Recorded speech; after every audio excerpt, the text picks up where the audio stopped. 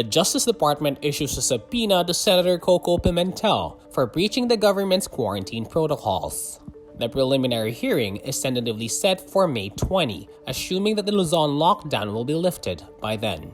The complainant, former University of Makati Law Dean Rico Quicho, says he has been ordered by the DOJ to personally appear before prosecutors. At least 195 local government units or LGUs in the Philippines still cannot access the emergency cash subsidy from the Social Welfare Department or DSWD. In its April 13 report to Congress, Malacañang says the LGUs are still in the process of creating a memorandum of agreement with DSWD.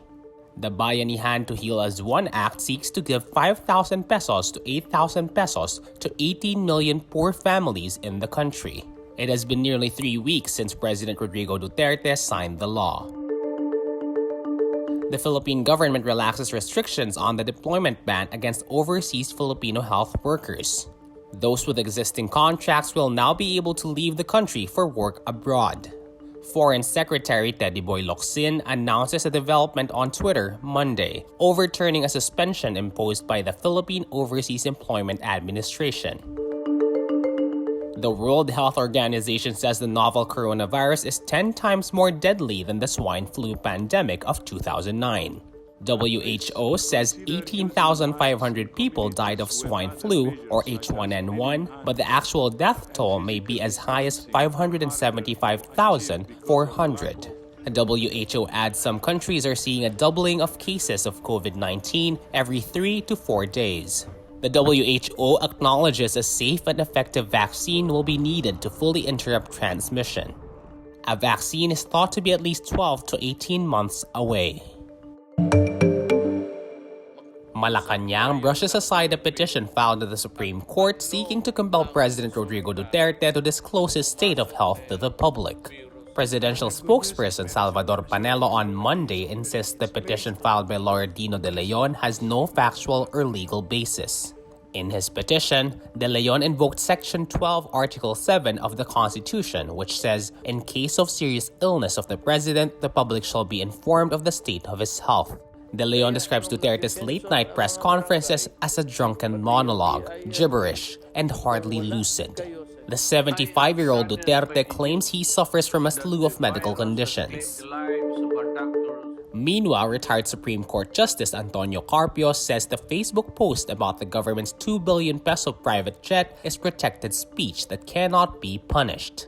The post says, we should speak out when our money is misused or stolen. The government has money to buy 2 billion peso business jet, but none for healthcare? The author of the post is being investigated for violation of Article 154 of the Revised Penal Code, which punishes the publication as news any false news which may endanger the public order or cause damage to the interest or credit of the state. Carpio says the post could only be subject to punishment if it triggers imminent lawless action from those who hear or read it. Carpio said this crackdown is a threat to the constitutional right to free speech. In San Juan, Mayor Francis Zamora is not inclined to implement mass testing in the city using rapid antibody testing kits because of the uncertain results they yield. Ano nangyari? Ano man ang resulta ng rapid test, kailangan mo rin magpa-test pa din sa RI. So, nangyayari, nasasayang lang yung effort na kukuha ka ng rapid test, bibili ka ng kagamitang ito, sapagkat pagdating naman ng resulta, kailangan mo pa rin i-validate yan sa RITM through the DOH. So talagang umaasa po kami ng DOH mismo talaga na magpapatupad ng mass testing para sa lahat ng local government units. Yan po talaga ay malaking may tutulong sa atin. Rapid test kits check blood samples for antibodies, while PCR-based test kits, which are used in coronavirus testing laboratories, use swab samples from patients to detect the virus itself. In Pasig, Mayor Vico Soto says the city government will subsidize more than 100,000 poor families cut from the national government's list of beneficiaries in its emergency subsidy program. From an original estimate of 206,000 families eligible for emergency subsidy, only 93,000 were approved. Lahat po ng nangangailangan na wala po sa listahan ng DSWD, sasaluhin po ng lokal na pamahalaan ng Pasig. Gahanap po tayo ng pondo para makapag-realign po tayo, o yung mga pera ng Pasig na nasa trust fund, ilalabas po natin.